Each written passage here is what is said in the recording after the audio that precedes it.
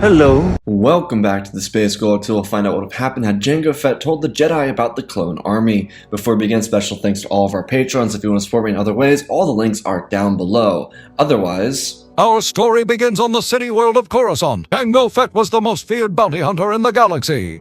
His tactics were brilliant, his skill was undeniable, and he was known everywhere. He had just finished a mission on Camino, and now he was back to the pleasantries of being a bounty hunter. Though for Jango, he had just made the easiest credits of his life. He was hired by a man by the name of Tyrannus. Truthfully, Jango didn't know much about the operation, other than the fact that his genes would be used to build a clone army. Jango admitted it was a weird request, but the truth is he was fine with doing it, as long as he was paid handsomely, and he was able to receive one thing, an unaltered clone to call his son. Jango didn't have the time to slow down and begin a marriage with another person. He was too focused on the grind, and that was the grind of being a bounty hunter. It wasn't an easy lifestyle, and it required his utmost attention. There were plenty of other bounty hunters that wanted the throne that Jango Fett had created for himself. The only way of these other bounty hunters to have that throne, or even a shot at claiming that throne, would be if Jango died. There was no conceivable way for them to surpass him while he still breathed. Because Jango was so well known, this meant a couple things. It meant firstly that he always had a target on his back, placed there by other bounty hunters, but it also meant that he was always receiving the best pay in the galaxy for the jobs that he did. The job with Tyrannus seemed as if it benefited from the reputation that he had. As Jango was informed, the clones would be used to build a grand army. They were to become the best soldiers the galaxy had ever seen. Their job would be to do and fight an incoming war, and win that war. Jango saw no fault with this logic, though it seemed odd being that Tyrannus didn't include many of the Jedi in these dealings, or any at all. Jango never really even had the chance to interact with the Jedi Master, who apparently wanted to create the clone army. Jango, while he didn't really care, thought it was rather odd that the politically charged Jedi weren't involved in the process, because to Jango, Tyrannus was simply a wealthy man building a clone army because he could. Jango didn't receive enough details for him to find it suspicious of what was happening here. Truthfully, he didn't care as long as he got paid. Currently, he is on Coruscant under the contract to find and deliver a Rodian criminal to a crime lord. It didn't really matter if it was cold or warm. Truthfully, Jango would have preferred to take him in alive, because it would mean that he would get paid more. Though if he brought him in cold, it wouldn't really matter. Jango made a boatload of cash off the Kaminoan deal with Tyrannus. Regardless, Jango was currently on level 1214 scouting out the area. What made Jango a terrific bounty hunter was his ability to see the landscape and use it to his advantage, though he did have to admit he wasn't exactly fond of being on Coruscant at the moment. It had been a couple months since the blockade of Naboo, and the Jedi were patrolling out more often than not. Jango wasn't exactly fond of the Jedi because it was the Jedi that completely wiped out his people at Galadron. Though the irony about the Battle of Galadron is that it wiped out all of Jango's people, and that was the true Mandalorians, though it was led by the same man who had just commissioned a clone army made from his genes. Jango hadn't realized it at this point that Dooku and Tyrannus were the same person, and truthfully he never would. As a man alone, he was focused on putting food on his own table and perfect the craft that he started. Jango crouched down on the top of a high-rise building on the lower levels. These high-rise buildings weren't common on level 1214.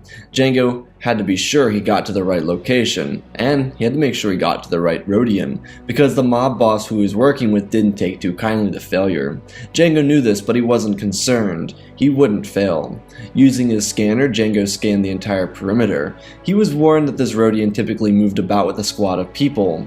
He was very paranoid, which made him a bad criminal. But as a businessman, he was a genius. He leeched off of the weak and he made them work for him. The Rodian made his little henchmen work for him with a tiny percentage of whatever cut he made. Where the Rodian made 90%, the henchmen all made about 0.5% of the cut. It was a genius means of preying on the poor. It worked really well down here on level 1214 because so many people were poor and their only choice of work was to be exploited by those with more power. Jango used the rangefinder on his helmet to scout out the land below him. There were crowds of people moving from side to side. Poor people were everywhere, and crime ran rampant. Most of the people down below the level of 530 covered their heads so they couldn't be recognized. The lower levels of Coruscant were much worse the lower they got, and level 1214 wasn't even the worst here on Coruscant, but that's what could be expected on a planet of 3 trillion beings. Jango used his grapple to propel himself across the street. He looked down and found a group of around 20 individuals walking around another man. Jango figured it was a target. While Jango didn't really care about collateral damage, he did want to make sure he didn't just execute a bunch of innocents, though death may have been more favorable of an outcome for them rather than simply trying to exist here in the underbelly of Coruscant.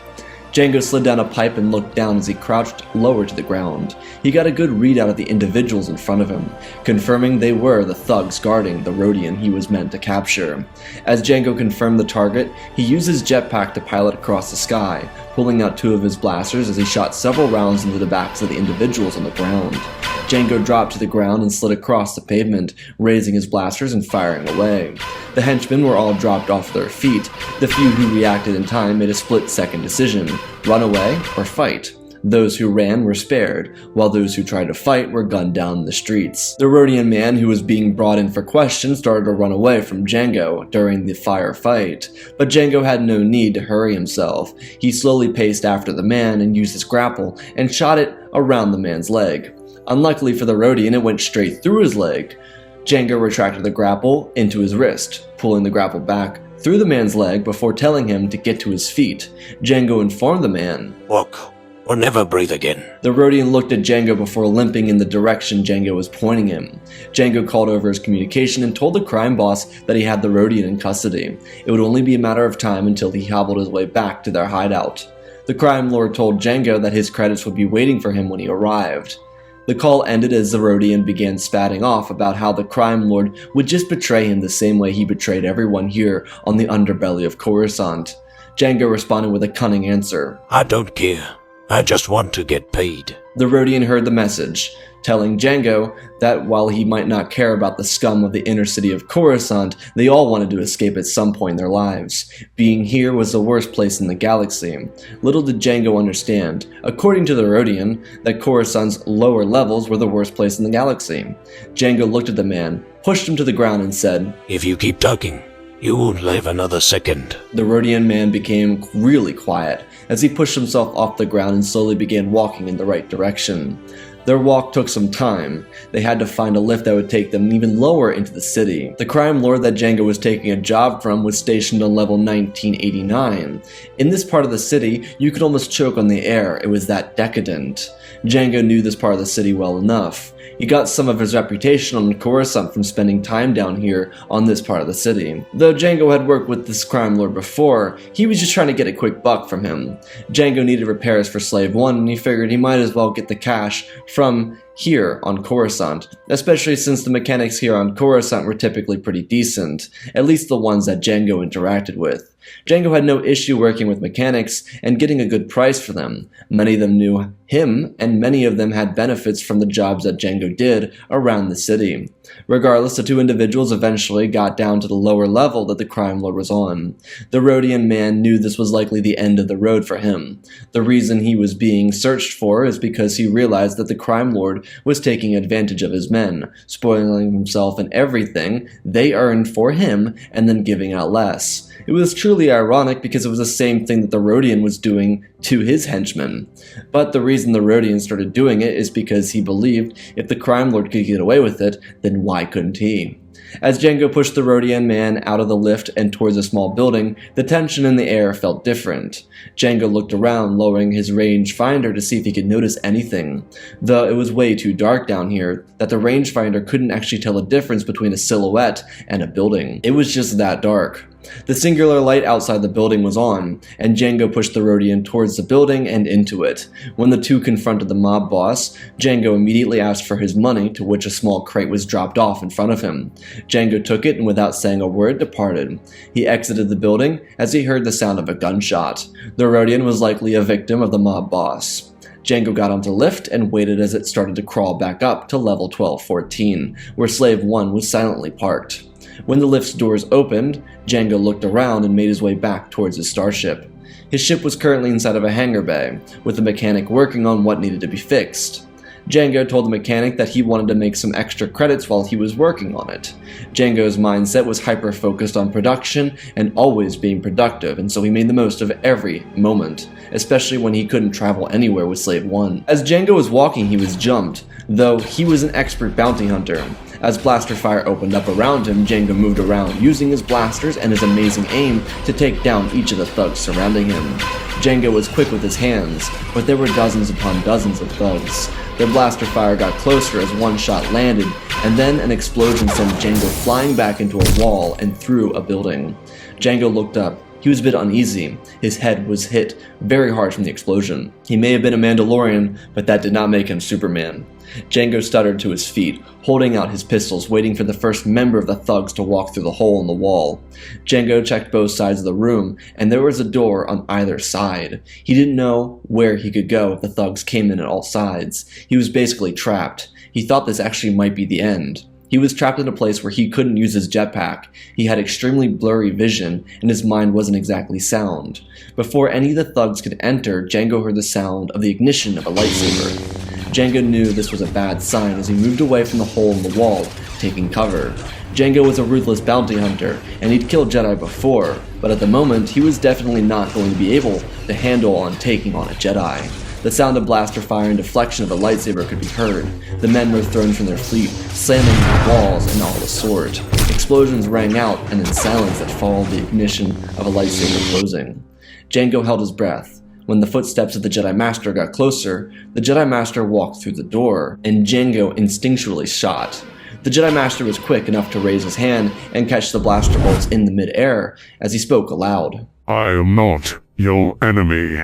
You can go. Jango looked up and saw the blaster bolts sitting in air as the blaster bolts were thrown into the ceiling. The Jedi Master started walking out of the little building as Jango followed. The bounty hunter asked why the Jedi helped him.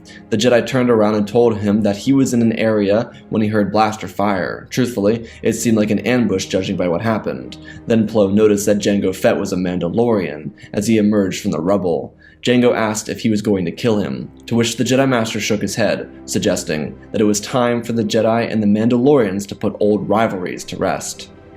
Jango looked down and then back at the Jedi Master, who had moved over to the men who were knocked out by the Force. He started searching their bodies for some sort of identification. The truth is, Plo Koon was searching for the Crime Lord.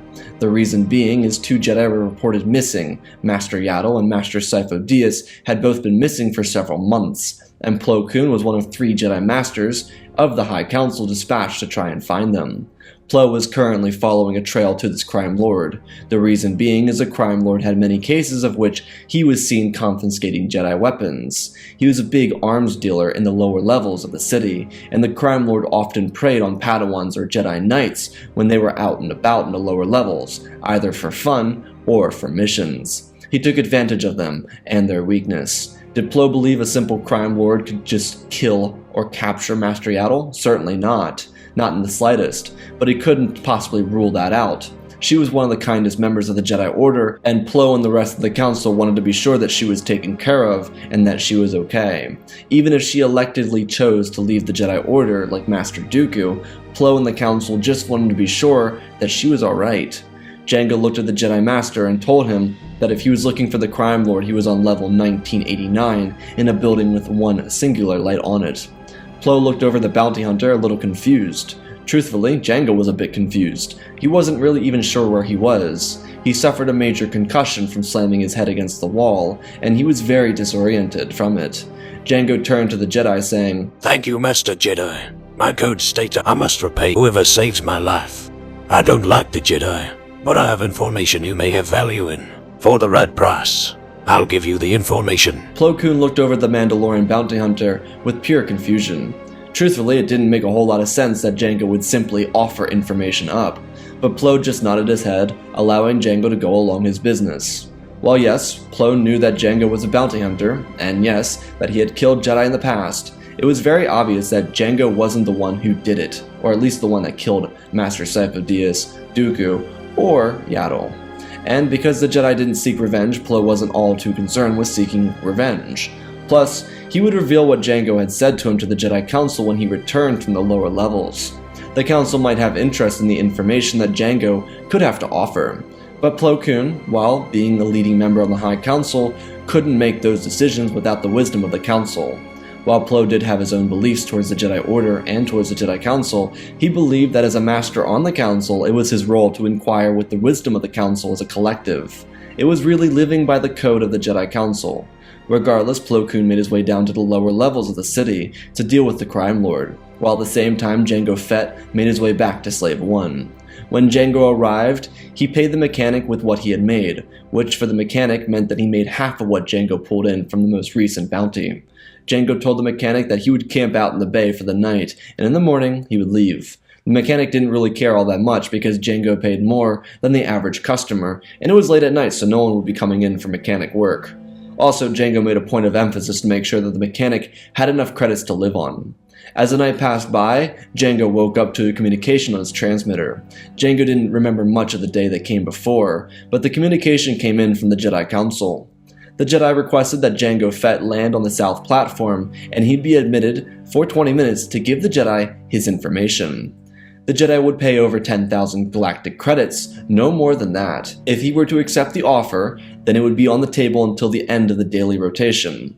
When Jango heard the message, he tried to remember what he had said to get a message from the Jedi. Even more so, he was confused as to how the Jedi even got his frequency. But while he was sleeping, Jedi Master Plo Koon raided the Crime Lord's club, took out the guards, captured the Crime Lord for racketeering, something completely unrelated to why Plo was down there, and then Plo happened to take a data disk that had every bounty hunter's frequency on it. The wisdom of the council decided that they would hand over the information to the Republic authorities after Jango either came to the Jedi Temple or after the planetary rotation was over. Regardless, it was a selfish motive by the Jedi Council, but if they got their information, especially the ones that Jango had, then it would be worth their time. Jango thought about it for a couple of hours until the mechanic told Jango that he would have to leave. There were new customers waiting, and while he appreciated Jango and his business, he still needed to run his business. Jango promptly left, and as he ascended to the top side of Coruscant, he decided he would head towards the Jedi Temple. When Jango got close, he transmitted the data to the Jedi Temple landing tower, which would allow Jango Fett to use a landing platform on the Jedi Temple. Though because Slave 1 was too big to fit inside the hangar bay, and meant that his ship would just sit outside the Jedi Temple, visible to anyone who happened to be going by the temple. Jango landed his ship on the platform, and as he walked out, he was greeted by the same Jedi Master who saved him the day before. But Jango didn't really recognize him. Master Plo told Jango that the council was awaiting him. Jango nodded his head and stepped forward. He kept his helmet on because he didn't really want his face being recognized. For Jango, this was a huge step forward in the history of Mandalorian-Jedi relations. Sure, it was a bounty hunter making some cash, but the last time a Mandalorian was inside the Jedi Temple, they stole the legendary Darksaber, which now belonged to the long-time powerful House Vizsla. Though Jango didn't really care for them. Pre-Vizsla was always a bit of a nuisance, and while he subscribed to the true Mandalorian ways, his band of followers in the world of Concordia were always a bit of annoying to his taste. The two walked quietly side by side throughout the temple. Plo Koon wasn't allowed Jedi Master, and Jango was taking in the grandeur of the Jedi Temple. His vision still hadn't returned to normalcy, and it was still a bit blurred, depicting that he still wasn't in a clear state of mind and thought, because he was more or less just going with the flow because what else could he do here? When the two arrived inside the council chambers, Plo Koon pointed towards the center of the room, as he made his way over to his own seat and sat down. The Jedi all looked at Jango as he stood in the center of the room awkwardly. Jango looked out the windows, seeing the treasured view that belonged to the Jedi High Council, as he then turned back to the Grand Master of the Jedi Order and spoke. I was hired for a job, to give my gene for a clone army. I don't know who hired me, but that's all I know. Jango turned to walk out of the room, having said all that he felt was necessary to say about the situation. He didn't promise some details, but this was enough in his own mind to be worth 10,000 credits. Though before he could take a step forward, the Jedi who escorted him to the council chambers spoke up. Why is this army being produced? Jango turned back without missing a beat and responded. They didn't tell me anything. All I know is clones are being produced. The Jedi turned around and looked around the room at each other, none of them ever having heard of the system of Kamino before. Yoda spoke up from the crowd of Jedi. Take us to Kamino, will you? I thought you Jedi were supposed to be all-knowing. Answer the question, Jango. I wouldn't take you there. I'll leave the coordinates instead. The Jedi waited as Jango transmitted the coordinates of the planet of Kamino before saying, Where even now, Master Jedi? Jango stepped out of the room and onto an elevator in the next room. The Jedi Council erupted into conversation. Master Yoda told the council that he and Master Plo would investigate Kamino. There could be a chance that a construction of a clone army could relate to the disappearance of Master Sifo-Dyas and Master Yaddle. The two Jedi would stand up from their seats and make their way down to the hangar bay. By the time the two Jedi arrived, they watched as Slave One ascended into the atmosphere. Jango Fett took off his helmet as he set coordinates for the outer rim and shot off into hyperspace. While Jango was inside of his vessel, he searched around for medical supplies. His head was still deeply hurt, and he wasn't exactly sure of what was going on at the moment. The truth is, Jango without a concussion would have never spoken to the Jedi Order. His confusion and the honor of his code got mixed up inside the juriness as a head injury. Jango found some medical supplies inside the vessel and made a point to take all the medicine he could to get rid of the pain he was feeling in his head. The pain was certainly a bit too much for him to handle, and his blurriness had only gotten worse. It was a surprise he could land the Slave One on the hangar bay of the Jedi Temple, let alone take it off. Inside the council chambers, the Jedi took the mob boss's contact list and handed it over to the Republic authorities. Jango had forgotten to change its frequency, but all the other bounty hunters who worked for the mob boss at one point or another to gain some traction in the underbelly of Coruscant had their frequencies leaked, which would allow the Republic police to track them down and arrest them for their crimes against the citizens of the Republic. These bounty hunters included Aurra Sing, Embo, and the even legendary Cad Bane, though all these bounty hunters worked with the mob boss because they hadn't yet given themselves a reputation. The mob boss preyed on the weak, and he wasn't well liked by those who couldn't excel to the levels of Jango Fett, Cad Bane, and Aurra Sing. That's the one reason he always had business. He had a couple of bounty hunters that were renowned around the galaxy work for him in their early stages. If the bounty hunter got too big, he would often hunt them down and have them killed to prove how macho he was, and his going was. Which worked really well against the predecessor to Jango Fett, and it almost worked on Jango, but thanks to the Jedi it didn't. See, the mob boss and his crew got really good at hunting other bounty hunters that previously worked for him because he knew their style and their weaknesses. It was truly a simple tactic to ensure he made as much profit as possible. Most of the Outer Rim mob bosses resented him, mostly because they saw him as they saw the rest of the Corps, pretentious. They resented him because he could thrive off the amount of money floating around in the Corps, unlike the scum of the Outer Rim who had to scrape the bottom of everything to get even a close taste of credits. In the Corps, the mob bosses could make bank. In the Outer Rim, there was only a few who ran everything, and they were crime lords. The Zygerians, the Hutts, the Pikes, and the Black Sun. Regardless, Master Yoda and Plo would depart for Kamino, each Jedi Master cruising through hyperspace and eventually landing on the Waterworld platforms at Tapoka City. When they arrived, they noticed that Slave One was not currently here. They assumed Jango had run away to hide himself, knowing that the Jedi would be here. Regardless, when the two Jedi arrived, they walked out of their vessels and headed towards the interior of the platforms. When they approached the doors, they shot open, and they were greeted by a tall woman of the Kaminoan species named Taun We. She told the Jedi that they were here sooner than they expected. The Jedi looked at each other as they asked her when she expected to see them. The Kaminoan told them within the next 10 years. The two Jedi looked at each other once more as she directed them towards the Prime Minister's office. Yoda and Plo Koon were already on edge, and they made it clear to each other that the situation was funky. There was certainly something off about the situation, and when they got to the Prime Minister's office, Lama Su told the Jedi that Master Sifo-Dyas would be happy to hear that the clone army was under construction for him at the moment. The two Jedi asked if that was who was commissioning the Grand Army of the Republic, to which Lama Su confirmed it was. Though to both Jedi they immediately picked up on the fact that there was something off. Between Plo and Yoda there was 1100 years of wisdom. They requested to see the facilities. Lama Su obliged, as he and Taun We took the Jedi forward into Tapoka City. The Kaminoans took them to where the clones were being processed, thousands of tiny pods for the first generation of clone troopers. Yoda and Plo questioned the Kaminoans about Jango Fett's involvement in the project, though the truth is the Kaminoans were hiding something, and they wouldn't be telling the Jedi. They had aligned themselves with Dooku, and therefore they had aligned themselves with the Sith. If the Kaminoans were exposed, it would lead to their destruction. The The Kaminoans avoided the topic of Jango's hire, and they turned it around to saying that they were the ones who cherry-picked him. Yoda found this to be unbelievable because the Kaminoans made it abundantly clear they didn't have communication with most of the rest of the galaxy. They were very private and they kept to themselves, so how would they have the ability to access a bounty hunter in such high demand as Jango Fett? The Kaminoans very briefly toured the Jedi around the facility, though they didn't have much else to show because the clones weren't even out of their birth chambers yet.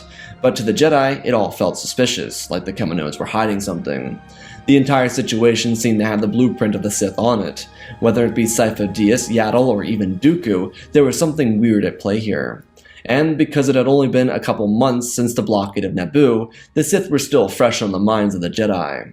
After the tour, the Kaminoans told the Jedi that they were free to stay in the main facility area as long as they liked. Lama Su was going to inform Tyrannus that the Jedi were present on Kamino. Meanwhile, Plo and Yoda would discuss their feelings on the matter. Conspiracy there is. Master Plo, understand the complexities of this plot. We must. I concur. Master, there is deception here. Distract the Kaminoans. I will. I will find what we seek. The two Jedi Masters split up and made their way into separate directions. Master Yoda went and searched for the Kaminoans to distract as Master Plo made his way around the facility looking for a computer terminal to use. Yoda was able to create a distraction by asking all the scientists, all the top in their field, to inform him of the clones and everything that was going to be done with them, all the different types and so forth. Currently, the Kaminoans were hiding as much information as they could, regarding the clone troopers that is, so Yoda's prying wasn't exactly making them feel comfortable about what they could and could not share. On the other hand, Plo Koon snuck into a computer terminal room and locked the doors. He planted a little drive into the computer as he searched through the database. Plo found that while yes, Sifo-Dyas had been here, there was someone else behind the scenes pulling all the strings. It wasn't Master Sifo-Dyas, rather it was someone by the name of Tyrannus. Plo had no clue who the name Tyrannus related to, especially because Tyrannus was a name Dooku had only been using since the death of Yaddle a couple months before. Plo Koon continued finding that transmissions were going from Coruscant to Kamino, most of the transmissions coming from a specific coordinate inside of the industrial sector. Plo Koon pulled up his communication device and contacted the Jedi Council. He informed Master Windu and the rest of the Jedi Council about his discoveries, telling them that if they are to go, they should leave in a large group. Plo turned off the communication and pulled the device from the computer as he made his way to find Yoda. When he found the Grand Master, he informed him of everything. Yoda agreed to Plo's decision. Plo told Master Yoda that they needed to stay on Kamino though. Yoda asked why, to which Plo responded telling the Grand Master that he intercepted a message to the far side of the galaxy. Yoda asked who it was to which Plo told Yoda the truth, as harsh as it was, that the Kaminoan Prime Minister Lama Su had contacted Lord Tyrannus, who was formerly known as Dooku. He was behind the construction of the clone army. Part of Yoda's heart died instantly when he heard the words. It hurt his soul. His apprentice had left the Jedi Order and then aligned himself with the Sith. Plo was suggesting that they wait until he arrived so they could capture him. Yoda sadly agreed with this. He knew that the two of them needed to do it. They couldn't simply allow Dooku to get away with an attempt to build a clone army and start a war. On Coruscant, the Jedi Council was a unified branch would march into the industrial sector and they would confront Sidious. The younger Dark Lord of the Sith was able to kill off a third of the Jedi High Council before he was gutted by the council members.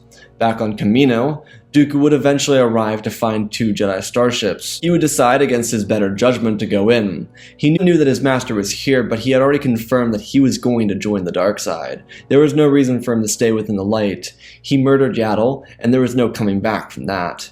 Dooku walked into the facility as he found the Jedi Masters, Yoda and Plo Koon, standing side by side. Dooku was a much younger man, a talented duelist, and he hadn't yet given himself fully over to the dark side. He was focusing on joining the dark side, but there wasn't time for him to just fully join it yet, as they spoke to each other. Master Yoda, what a shame your journey will come to an end here. Wrong you are, Dooku. Prevail, the light always will. Your fall from grace is a travesty, Dooku. I've only seen the truth about everything. The Sith have all the control. The Jedi and the Republic are corrupt. Betrayed yourself. You have, Dooku. It doesn't have to end like this, Dooku. It is too late. for me. A crimson lightsaber ignited out of the handle of Dooku's signature blade. Yoda's face was lit by the crimson glow. Blue and green ignited as two Jedi moved onto their defense positions. The duel began, flashy as ever, as Dooku moved into a heavy offense. Both Yoda and Plo Koon were expert duelists. It would take everything in Dooku's playbook to beat at least one of them, let alone both of them at the same time. Dooku was at a great disadvantage, not even because of who he was dueling, but because Yoda's small size meant that Dooku could use more strength each swing. But because Kel Dor, like Plo Koon, were naturally stronger than humans, Dooku needed to conserve his strength. The three spun around. Yoda and Plo used each other to get advantage against Dooku. There wasn't much Dooku could do to defend against this onslaught. Yoda knew Dooku extremely well, and because he was Dooku's instructor, he knew all of Dooku's best moves. This left Dooku at a severe disadvantage, because he could no longer find advantage in this fight, especially like he had against Yaddle. Yoda was able to parry everything that came his way, and Dooku hadn't yet learned the true power of the dark side to use it against them. The three moved. Plo used a powerful three-point saber combo to throw Dooku off his balance. The first two strikes did it, but the final strike landed the killing blow. Plo would sincerely apologize to Yoda for the death of Dooku, but in Yoda's eyes it was a far better fate than following the darkness for the rest of his life. Though this left the Jedi with a crucial task. They needed to confront the Kaminoans about everything. When confronted, the Kaminoans would reveal the plot to destroy the Jedi via the inhibitor chips. The Kaminoans were no longer going to get paid, and it wasn't worth their reputation as cloners to deny the truth. They knew the Jedi were already onto. There would be a trouble within the Senate as the Jedi would come to realize that Palpatine was the Sith Lord, but in the traditional Jedi way they would cover it up, which would eventually lead to the Republic electing a new Chancellor, who would do everything in their power to keep the Trade Federation from going further. It would include sanctions against the Trade Federation and working hard to increase loyalty from worlds who saw trouble with the Republic initially. The galaxy would unite, and the prophecy of the Chosen One would never have to be challenged. With Maul rotting away on the trash world and Asajj Ventress finding another means of coping after her master's death, the galaxy would be filled with harmony and peace. And that, ladies and gentlemen, is our story. Again, special thanks to Benjamin Wells, Jonathan, Pimp Daddy Bane, Darth, Cheesy Apollo, Mad Man Studios, Anakin003, Lemon Knight, Flynn Van Cease, and Lord Deadwing for supporting the channel. Hit 2,000 likes on this video. I don't know what's coming next, but it is. If you want to see what if, let me know below. I'll read all your comments about new crossovers. Check out the Twitch community, Discord, and Patreon if you want to support me in other ways. All those links are down below. Check out the merch store that is available. Otherwise, let's talk about our story. So I hope you all enjoyed the story. This was a fun story. Doing stories like this are always like really fun to me, because I get to tell a story about a character who's not like main. And I know, Chosen One, blah blah blah, I don't really care. I talk about this almost every video where Anakin isn't God. And so that's kind of the point. I don't want Anakin to be the central focus all the time. It's kind of boring writing about the same character all the time. And so I want to make sure that you guys are getting unique stories all the time, and this one's like a really cool story, in my opinion. I think the idea of having Jango do something that's so uncharacteristic for him is kind of fun. And so what I had to do was kind of make it make sense for Jango to just be like, oh yeah, I'll tell the Jedi this secret, because there's no real reason for Jango to tell the Jedi this secret. Like, there is no plausible reason for this dude who absolutely hates the Jedi to be like, oh yeah, I want to tell the Jedi about this like army made of like 1,000,000+ me's. And so I had to make that make sense. And the only way I could really make that make sense is if he got like a really bad concussion and got it confused up with like the code. And I kind of made up parts of the code where he's like, oh yeah, if you save my life, I owe you, you know, whatever. And that's something that you see Boba Fett kind of follow in his creed. And so I kind of took a little bit from that because the book of Boba Fett is canon. So a little bit of combination between legends and canon here as always, but this was a lot of fun. I enjoyed this one because like just the idea of like telling a story that didn't necessarily involve Anakin. Like Anakin isn't even mentioned in this video, Obi-Wan's not mentioned in this video, Qui-Gon's not mentioned in this video. Like it's very much so about characters that aren't focused on, and that's why I made Plo Koon more so the main Jedi, because he's not a Jedi that's focused on all that much. Other than in the Clone Wars. And so like when you have a Jedi like Mace Windu, he's kind of focused on the most. And so the character that's like most popular in the story is Yoda, and Yoda isn't like, you know, in terms of like storytelling and where he appears in the stories, you know, is not the most prevalent character. And so having to tell a story like that is a lot more fun sometimes because I get to like kind of create things and make things up as I go a little bit. And anyways, so I hope you all enjoyed the story. The story was a lot of fun. Had a lot of fun with the story, so I hope you all enjoyed. Anyways, I love you all. Spread the love, and always remember, may the Force be with you.